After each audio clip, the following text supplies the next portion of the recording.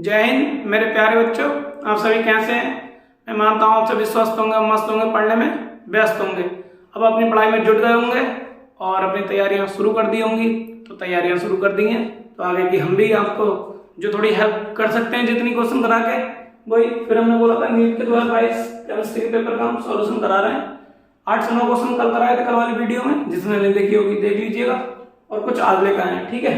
कुछ ये लिख लिए हैं, कुछ कंटिन्यू मतलब वीडियो चलाते चलाते लिख देंगे। कुछ क्वेश्चन ऐसे होते हैं और जो बड़े क्वेश्चन होंगे हम बोर्ड पे लिख दिया करेंगे, ठीक है।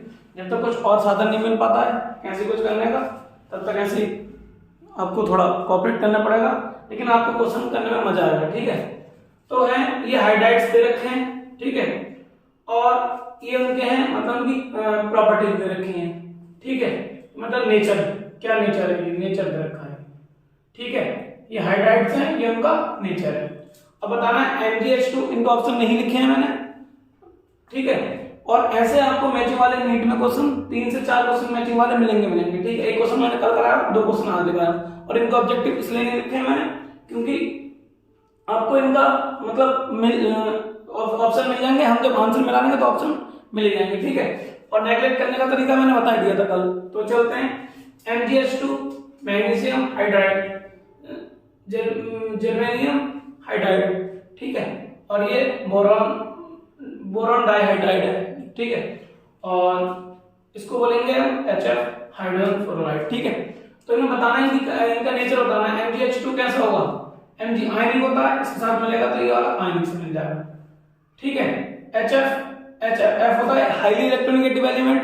हाईली इलेक्ट्रोनेगेटिव होता है मतलब इलेक्ट्रॉन खींच लेता है। ये आएगा हमारा इलेक्ट्रॉन रिच, मतलब इलेक्ट्रॉन की अधिकता होगी इसमें, ठीक है। तो में जो है B2S6 को बोलते हैं हम इलेक्ट्रॉन डेफिशिएंट, मतलब इलेक्ट्रॉन की कमी होती है इसमें।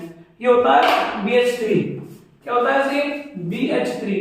इसका डाइमर मतलब इसका डाइमर बना के 2 से मल्टीप्लाई करके इसको बना लेते हैं B2H6। डाइबोरोन बोलते हैं इसको, क्या बोलते हैं, डाइबोरोन, ठीक है। तो अब जब इसके जब वो करेंगे तो इलेक्ट्रॉन इसमें कंप्लीट नहीं होते हैं, मतलब 8 ऑक्टेट पूरा करना चाहिए लेकिन 8 पूरे नहीं होते हैं, 8 से कम होते हैं, इसलिए इसमें इलेक्ट्रॉन की कमी होती है, ठीक है। इलेक्ट्रॉन डेफिशिएंट बोलते हैं इसको, इंग्लिश में हिंदी बोलते हैं इलेक्ट्रॉन की न्यूनता मतलब कमी, ठीक है। अब बचा ये तो ये इसका आंसर, ठीक है। अगर ऑप्शन होता तो क्या था, पहले का लिख देंगे, पहले का क्या आएगा, ए का थर्ड आता, थर्ड वाला ऑप्शन, फिर बी का फर्स्ट वाला ऑप्शन, सी का सेकंड वाला ऑप्शन और डी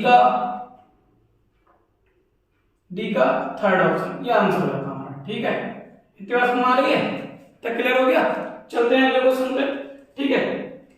ये भी एक मतलब मैचिंग है। इसमें बताना है साइनोहाइड्रिन किससे क्रिया करने के बाद बनता है। इससे बताना है एसिटल किससे क्रिया करने के बाद बनता है। सिर्फ बेस मतलब किससे क्रिया करने के बाद होता है। ऑक्सीजन किससे क्रिया, तो सबसे पहले हम उसको बनाते हैं जो सबसे आसान होता है, और मुझे लगता है सबको ज्यादा आसान साइनोहाइड्रिन पता होगा। साइनोहाइड्रिन को HCN से मिला देते हैं, किससे मिला देते हैं, HCN। कुछ मैचिंग ऐसे होते हैं कि हम एक ही से मिलाएंगे तब भी आंसर मिल जाएगा, ठीक है। लेकिन हम यहाँ आंसर सब बता रहे हैं तो हम यहाँ सारे मिला के बताएंगे, ठीक है। बाकी आपको एग्जाम में 1 या 2 मिला के देखे, उससे अगर आपको मिल गया, आपको सॉलिड जो पता है वो मिलाए और कर लिया, ठीक है। तो हमारे चलते हैं साइनोहाइड्रिन HCN से। अब ऑक्सीजन होता है NH2, सही है। इसको बोलते हैं हाइड्रोक्सिल एमीन, इनका नाम भी पता होना चाहिए, क्या बोलते हैं इसको, हाइड्रोक्सिल एमीन, सबको पता होगा ये, ठीक है।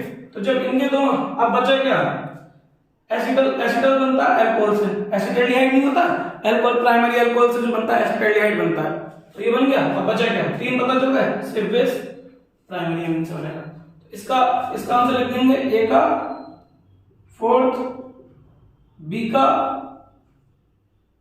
देखते हैं, बी का थर्ड और सी का, आपके पास क्वेश्चन पेपर होंगे लास्ट ईयर के, आप जरूर करें लास्ट ईयर के क्वेश्चन पेपर, और सी का सेकंड और डी का फर्स्ट। तो ये वाला आंसर आएगा, ठीक है। हो गया, इतना क्लियर हो गया, ठीक है। आप मतलब मैचिंग वाले क्वेश्चन आपके फ्री फंड के ही हैं, बस आपको थोड़ा सा ध्यान करना है, ओके। आगे चलते हैं। किसी में एक जैसे मैचिंग देख के भी नहीं लगाने होते हैं, किसी में A का 4, मतलब पहले वाले में ऑप्शन A का 4, B का 4, मतलब B में भी देखा A का 4, तो आप लोग उसके सारे मतलब अगर मैच हैं तो अगला वाला क्वेश्चन भी देखेंगे, ठीक है। क्वेश्चन जो कल आया था मैंने बताया था। अब चलते हैं आगे, हमें बताना है इन चारों में क्वेश्चन इनकरेक्ट दे रखा है, ठीक है। ऐसे क्वेश्चन आपको मिलेंगे incorrect statement from the following. तो ये आएगा lithium is the strongest reducing agent among the alkali metals. तो एल्कली मेटल्स पता ही है आपको, ये वाले होते हैं लिथियम, हाइड्रोजन को छोड़ दो, लिथियम, सोडियम, पोटेशियम, सही है, रुबिडियम, सीजियम और फ्रांसियम। इसकी ट्रिक क्या होती है, हीलिना की रफ से फरियाद, ये सब क्या कहलाते हैं, एल्कली मेटल्स कहलाते हैं। चलिए हिंदी में बोलते हैं क्षारीय धातु, क्या बोलते हैं इनको, क्षारीय धातु। तो इनमें क्या होता है, ये कह रहा लिथियम जो होता है इसमें इज द स्ट्रॉन्गेस्ट, मतलब सबसे ज्यादा अपचायक एजेंट होता है।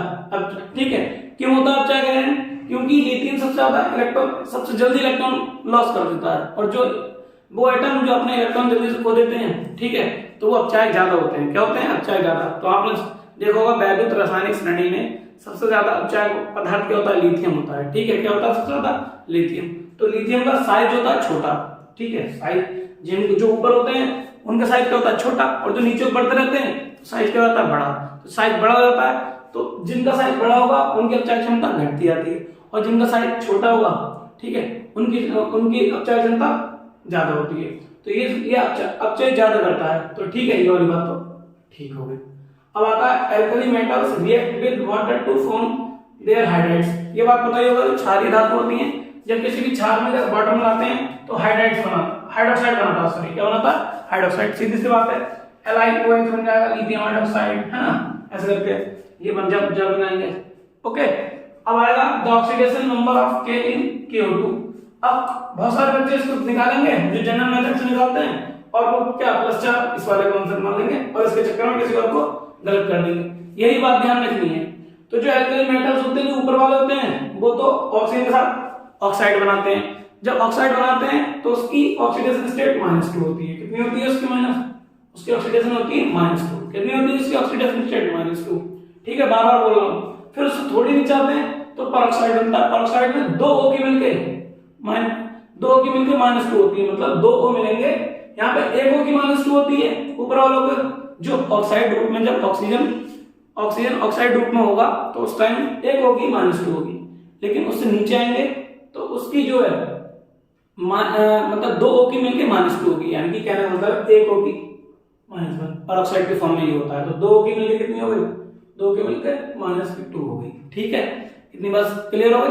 अब चलते हैं आगे। अब आगे क्या होता है, जैसे और नीचे चलेंगे तो सुपर ऑक्साइड बनाता है। सुपर ऑक्साइड में 2 O की मिलके O2 की मिलके -1 होती है। कितनी होती है, -1। तो इसकी कितनी होनी चाहिए, इसकी जो बैलेंस होनी चाहिए -1 होनी चाहिए। कितनी होनी चाहिए, -1। और इन्होंने कितनी दे रखी है, +4। तो क्या हो गया, ये गलत हो गया। मेरी बात समझिए, यहाँ पे जैसे जब ऑक्साइड होगा, मैं लिख देता हूँ साइड में, ये लिख देता हूँ साइड में। जब ऑक्साइड होगा तो 1 O होगा और 1 O की -2 होती है। ठीक है, पेरोक्साइड होगा, पेरोक्साइड में 2 O की मिलके -2 होती है। और जो सुपर ऑक्साइड होगा, सुपर ऑक्साइड, तो 2 O की मिलके -1 होगी। ठीक है, ये वाली बात ध्यान रखेंगे। तो ये वाला आंसर ऑप्शन हमारा थर्ड वाला गलत हो जाएगा। हम फोर्थ वाला भी देख लेंगे। मैंने आपसे कल ही बोला था कि क्या करेंगे, हम सारे ऑप्शन जिसमें समझाने के होंगे सारे बताएंगे। ठीक है, ionization enthalpy of alkali metals decrease from top to bottom in the group.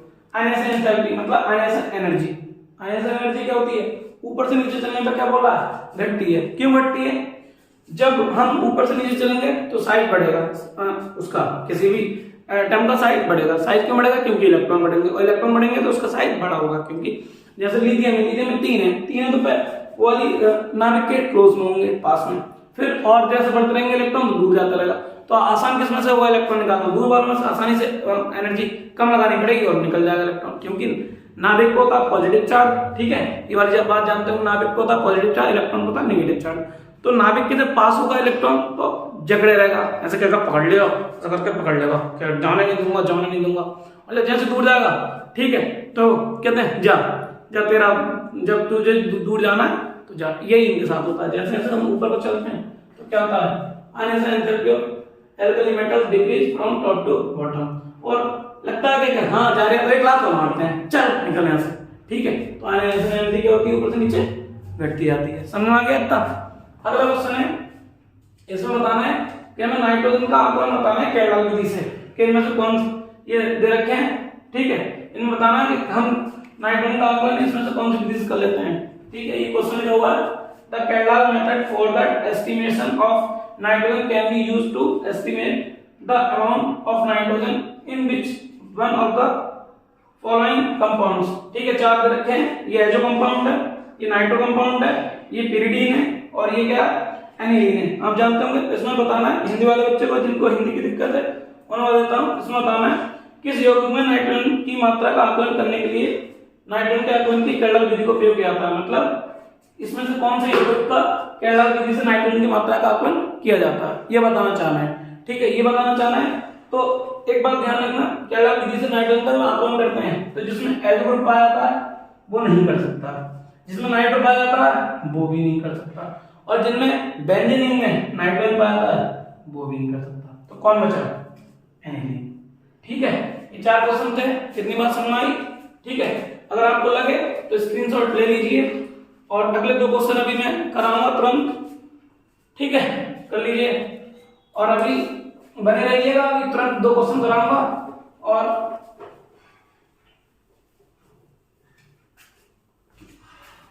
उसमें बताना है एरोमेटिक एंटी एरोमेटिक के ऊपर क्वेश्चन है, बहुत अच्छा क्वेश्चन है, ठीक है। इसका थोड़ा बेस भी बताऊंगा। 11 का टॉपिक है एरोमेटिसिटी का। इसमें बताना है क्वेश्चन है नॉट एन एरोमेटिक ऑप्शन दे रखे हैं 4, ठीक है।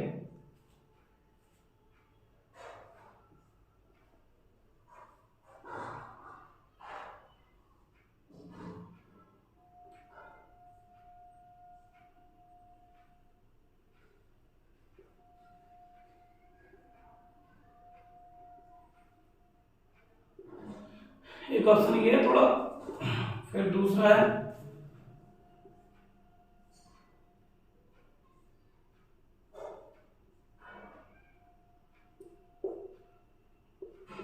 तीसरा है ये बस प्लस लगा दिया है,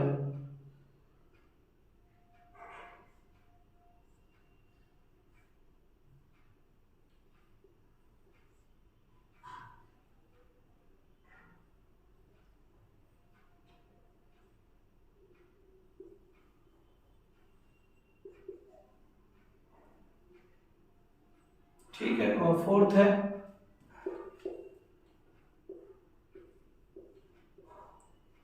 और इनके जितने भी एग्जाम्पल जितने भी कर सकते हैं इनको मैं बता दूंगा, आप अपने प्रैक्टिस करके जाइएगा, ठीक है, जितने भी हैं।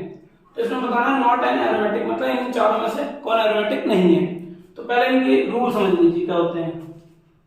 रूल जो होता है इसका 4 होते हैं। एक तो प्लानर होना चाहिए, क्या होना चाहिए? प्लानर। दूसरा मतलब कंपाउंड जो होना चाहिए प्लानर होना चाहिए। दूसरा कॉन्जुगेटेड होना चाहिए, ठीक है। और तीसरा तो कॉन्जुगेटेड, और तीसरा होना चाहिए साइक्लिक। कंपाउंड क्या होना चाहिए? साइक्लिक। और चौथा होना चाहिए 4n+2 पाई इलेक्ट्रॉन को फॉलो करना चाहिए, ठीक है। ये 4 जिसने सेटिस्फैक्शन कर लिया, ठीक है। 4n n की वैल्यू जो होगी वो पूरे 0 1 2 3, क्या मतलब है 0 लगाओ 4 0 2 पाई इलेक्ट्रॉन, ठीक है। 2 पाई इलेक्ट्रॉन, फिर 1 लगाओ 6 पाई इलेक्ट्रॉन, ठीक है। फिर 2 लगाओ कितना 10 पाई इलेक्ट्रॉन हो गया।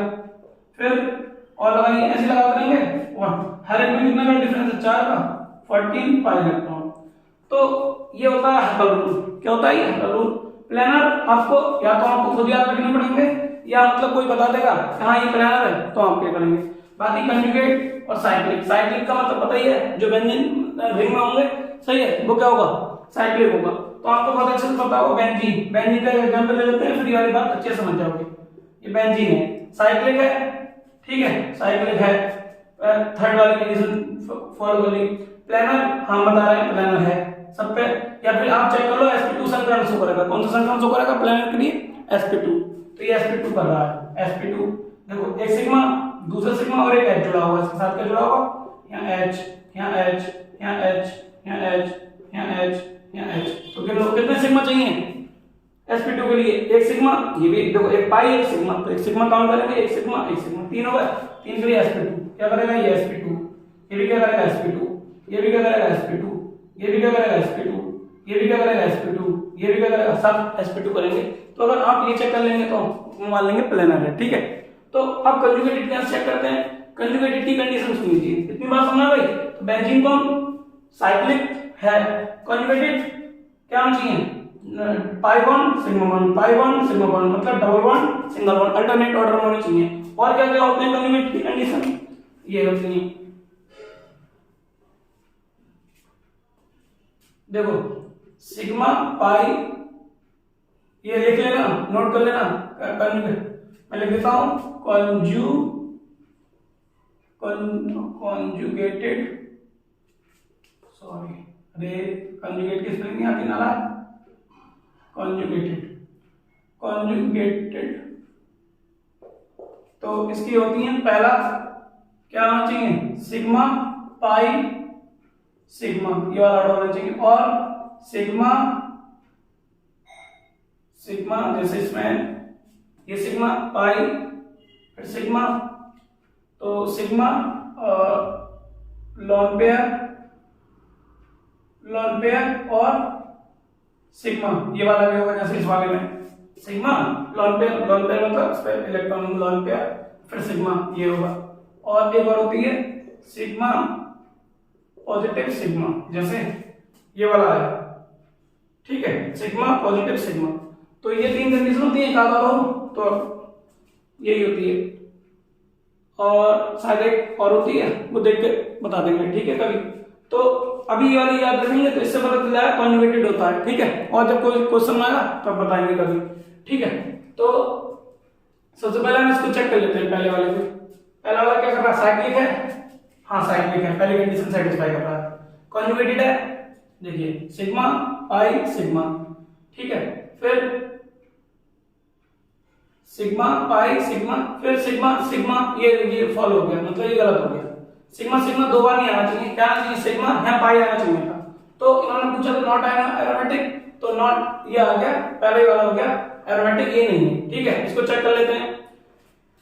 साइक्लिक है, हाँ है, ठीक है। प्लेनर है, हाँ प्लेनर है। देखिए हम बता रहे हैं कि आपको मानना पड़ेगा ये वाली बात, या तो आप अपने साथ आप याद कर लो, या हम आपको बताएंगे, या कोई भी टीचर मतलब जिनके भी आप देखोगे तो बताओगे कि ये वाला क्या है, ये प्लेनर है, ठीक है। कॉन्जुगेट कैसे? Sigma pi sigma, sigma lone pair sigma, ठीक है। फिर अगर ऐसा भी होता है साथ ये होता है, एक कंडीशन बढ़ा लीजिए, लॉन पेयर फिर सिग्मा फिर लॉन पेयर, ये वाली भी होती है, ठीक है। किसी न किसी मिलेगा, ये वाली कंडीशन होती है, ओके। तो आएगा हमारे पास, तो हो जाएगा ये भी हो गया, तो ये वाला भी क्या हो गया? ये वाला एरोमेटिक हो गया। इसमें देखेंगे सिग्मा पाई सिग्मा, फिर पाई सिग्मा, ठीक है, ये सिग्मा पाई सिग्मा हो गया, सिग्मा पॉजिटिव सिग्मा, ठीक है, ये भी ठीक है। फिर सिग्मा पाई सिग्मा, ये वाला भी, ये भी एरोमेटिक है। और 4n पाई, एक चीज और फॉलो कर लेते हैं इसको, ये वाला तो पता है, 4n+2 पाई इलेक्ट्रॉन कितने हैं? दो। एक देखो एक बॉन्ड में 2 इलेक्ट्रॉन होते हैं, ये बात आपको पता होगा, 2 और 2 इसमें और 2 लॉन पेयर इसमें, तो कितना होगा? 6 पाई। तो कर लेंगे हम कंडीशन 4n+2 बराबर 6, तो 4n बराबर कितना आ गया? 6 - 2, n बराबर कितना आ गया? 4, और ये वाला 4 से 4 कट गया, n का मान अगर 1, इन वाली कंडीशन में जो मैंने बताया ये आएगा, तो क्या होगा? ये इसको भी फॉलो कर रहा है, इसको भी फॉलो कर रहा है, इसको भी फॉलो कर रहा है, इसको भी फॉलो कर रहा है, ये एरोमेटिक है। इसको चेक कर लेते हैं, इसमें भी देखो 6 पाई इलेक्ट्रॉन है, ये वाला है इंडिविजुअल, और बाकी सब कंडीशन हो ये भी है। इसमें चेक कर लेते हैं, सिग्मा पाई सिग्मा, ठीक है, सिग्मा पॉजिटिव सिग्मा, ये भी क्या है? कंजुगेट है। प्लेनर, हाँ हम कहेंगे प्लेनर है। साइक्लिक भी है, और वो चेक कर लेते हैं क्या आएगा? 4n+2 पाई इलेक्ट्रॉन कितने हैं? बस 2 हैं, तो 2 पाई से पाई कैंसिल, 4n बराबर 2 - 2, तो ये आएगा कैंसिल, 0, n का मान आ गया 0, ठीक है। तो ये वाली ऐसे चेक कर लेते हैं, तो ये वाली चीज आ गई। ये वाली बात मैं मानता हूँ, एरोमेटिक वाली चीज बहुत सारी क्लियर हुई होगी, ठीक है। अब एक बार सुनिए, एक बार मैं और रिपीट कर देता हूँ। एरोमेटिक के लिए किसी की कंपाउंड को एरोमेटिक वो करने के लिए क्या होता है, 4 बातें याद रखनी है। एक तो कंपाउंड प्लेनर होना चाहिए, एक प्लेन होना चाहिए, कंजुगेटेड होना चाहिए। कंजुगेट की कंडीशन ये 4 होती है, sigma by sigma, sigma lone pair sigma, sigma positive sigma lone pair, sigma lone pair, ठीक है, ये वाला भी। और कंजुगेट क्या है, साइक्लिक, आपको पता ही है जो साइक्लिक फॉर्म होगा साइक्लिक होगा। और 4n+2 पाई इलेक्ट्रॉन को ओबे करना चाहिए। अगर जो इसको ओबे करेगा वो एरोमेटिक होगा, और जो नहीं करेगा वो क्या होगा, मतलब एरोमेटिक नहीं होगा। तो ये वाला नहीं कर रहा था। अब एक आता है, इसमें ही आता है एंटी एरोमेटिक। एंटी एरोमेटिक क्या, एंटी एरोमेटिक की कंडीशन होती है बस ये इस वाले रूल को फॉलो नहीं करेगा, सही है। इसमें कौन कौन से आते हैं एरोमेटिक में, इसमें क्या थे 2 पाई इलेक्ट्रॉन थे, इसमें क्या आएंगे, इसमें आते हैं 0 पाई इलेक्ट्रॉन और 4 पाई, ठीक है, 4 पाई इलेक्ट्रॉन, 8 पाई इलेक्ट्रॉन और 12 पाई इलेक्ट्रॉन, ठीक है, ये वाली चीज। और किसी कुछ एक दो इसमें और ऐसे भी होंगे जो एक्सेप्शन है, लेकिन हमारे सिलेबस में नीट में बस इतना ही होगा, इतने मिल जाएंगे। वो जो आते हैं इसमें थोड़े डीप वो आते हैं आईआईटी वगैरह में। तो इतनी बात क्लियर हो गई, ठीक है, आगे चले। यार टॉपिक थोड़ा अच्छे से समझा दिया, एक क्वेश्चन और है फिर उसके बाद चलते हैं आगे। इससे ये होगा कि क्वेश्चन से कुछ कुछ टॉपिक बहुत ज्यादा क्लियर हो जाएंगे।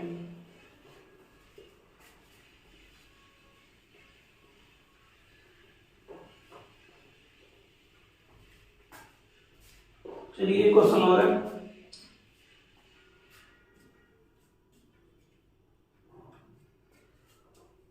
क्वेश्चन है which of the following is suitable to synthesis